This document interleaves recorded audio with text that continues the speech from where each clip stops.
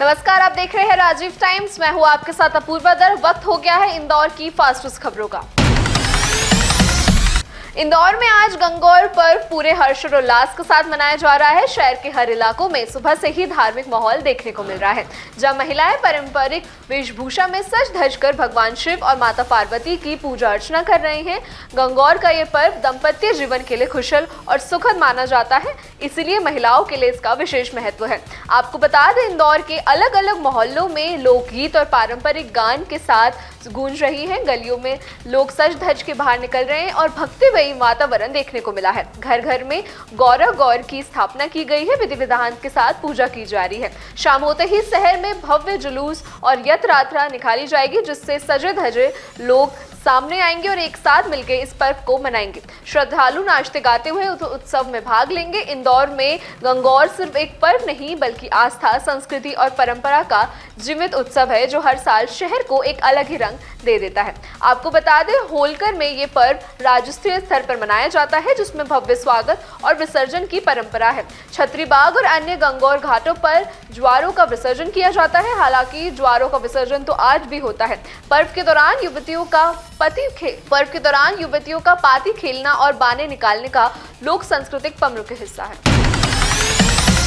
इंदौर में शनिवार को मीठी ईद हर्ष और उल्लास और भाईचारे के माहौल से मनाई गई।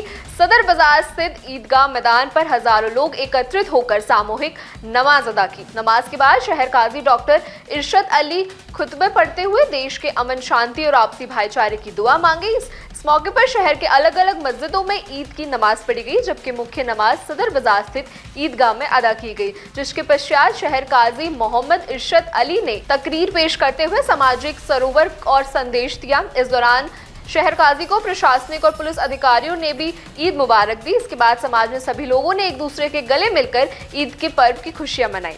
साथ ही शहर काजी ने बाकी लोगों और प्रदेशवासियों को ईद की बधाइयां दी। उन्होंने कहा कि आज नमाज के जरिए देश में अमन और चैन की दुआ मांगता हूं। उन्होंने कहा, भारत गंगा जमुना तहजीब वाला देश है। हमारा देश मजबूती पर बड़ा है। लोग एक साथ एक दूसरे की मदद करते हुए नजर आ रहे हैं, फिर चाहे वो कोई भी हो। इस मौके पर शहर के कई राजनेताओं ने भी ईद की मुबारकबाद दी। सना से काबिज हो गए हैं कि पूरी दुनिया को तबाह करने पे आमादा है। अल्लाह उनको भी ऐसी तौफीक दे।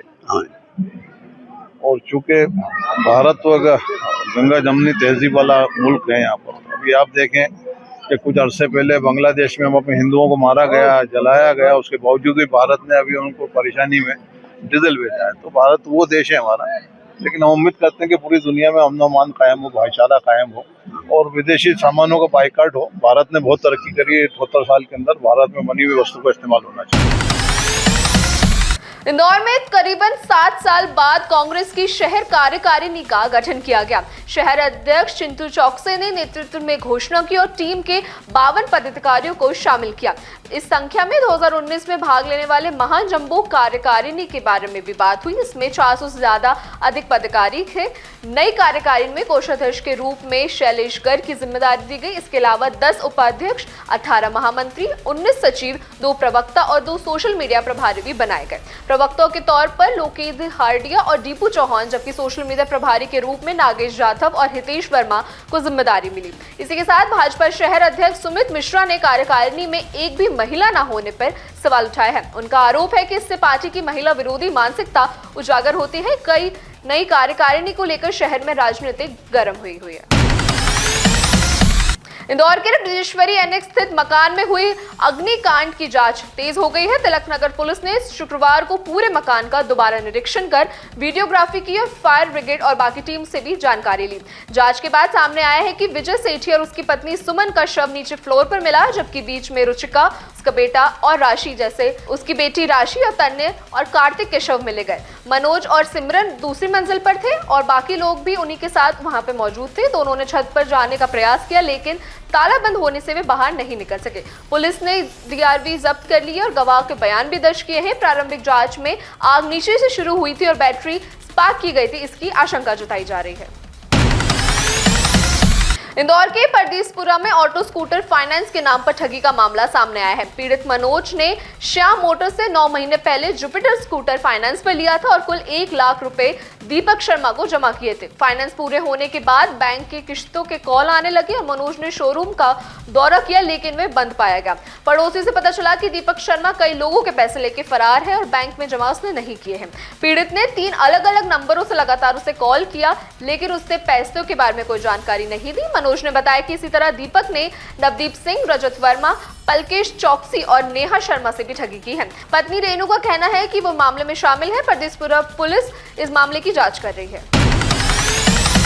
इंदौर से सचे महू में एक वीडियो तेजी से वायरल हो रहा है, जिसमें एक भाजपा नेता सरेआम सड़क पर तलवार से केक काटता हुआ नजर आ रहा है। बताया जा रहा है कि ये वीडियो विधायक उषा ठाकुर के समर्थक और भाजपा नेता योगेश ठाकुर का है। वीडियो में आप साफ देख सकते हैं कि नेता अपने समर्थकों के साथ जश्न मना रहा है। इसी दौरान तलवार से केक काटता हुआ नजर आ रहा है।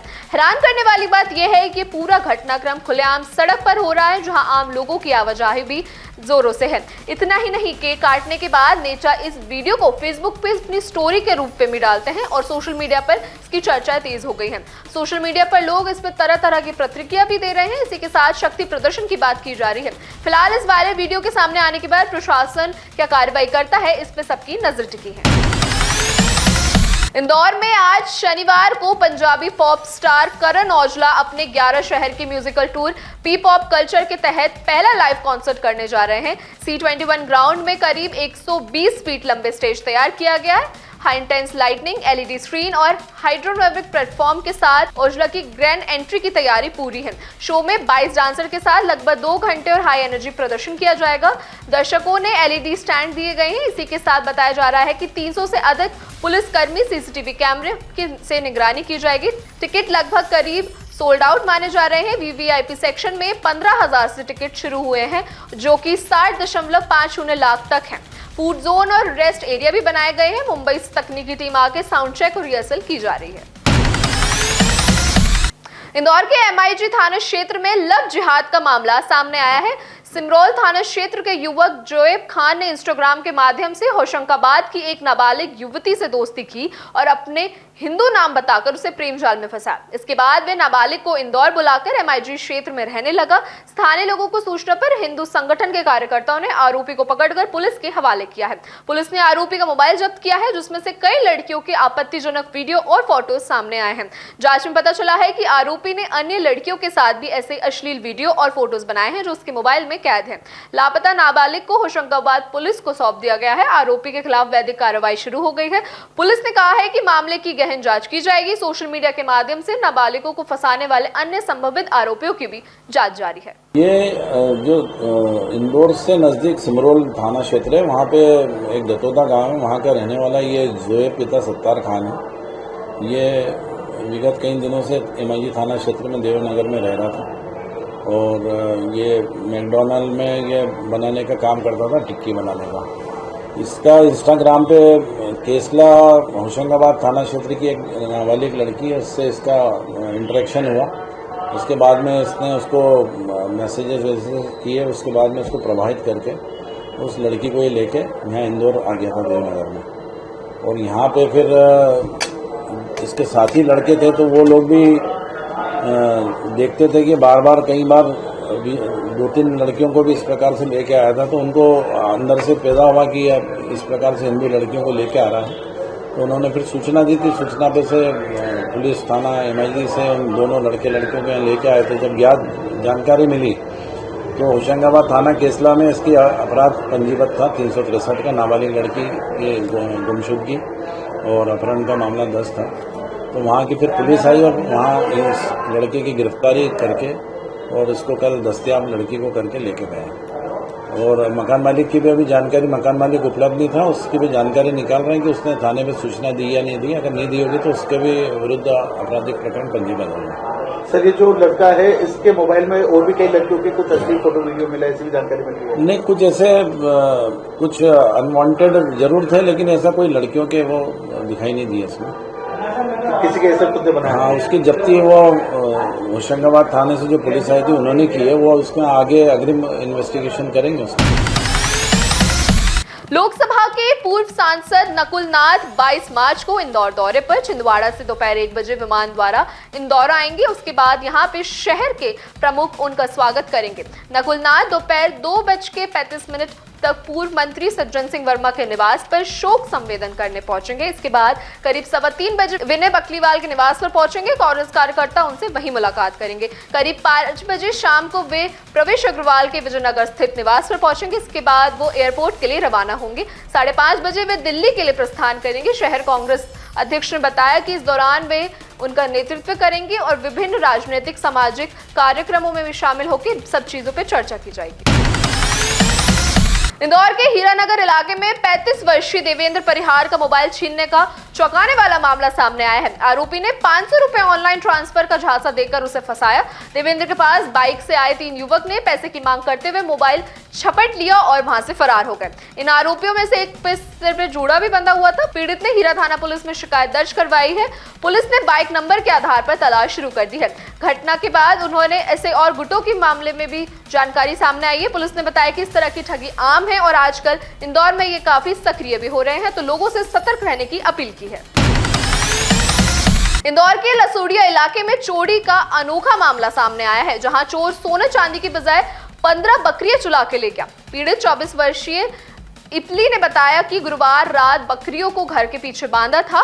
करीब 2 बजे बकरियां सुरक्षित, लेकिन सुबह उठते ही बाड़ा खाली पाया गया। परिवार ने आसपास के इलाके में तलाश की, लेकिन बकरियां नहीं मिली। इसके बाद लसूड़िया थाने में अज्ञात आरोपियों के खिलाफ शिकायत दर्ज, मामले की जांच पुलिस कर रही है। इंदौर शहर से जुड़ी ऐसी तमाम जानकारियां और खबरें पाने के लिए देखते रहिए राजीव टाइम्स।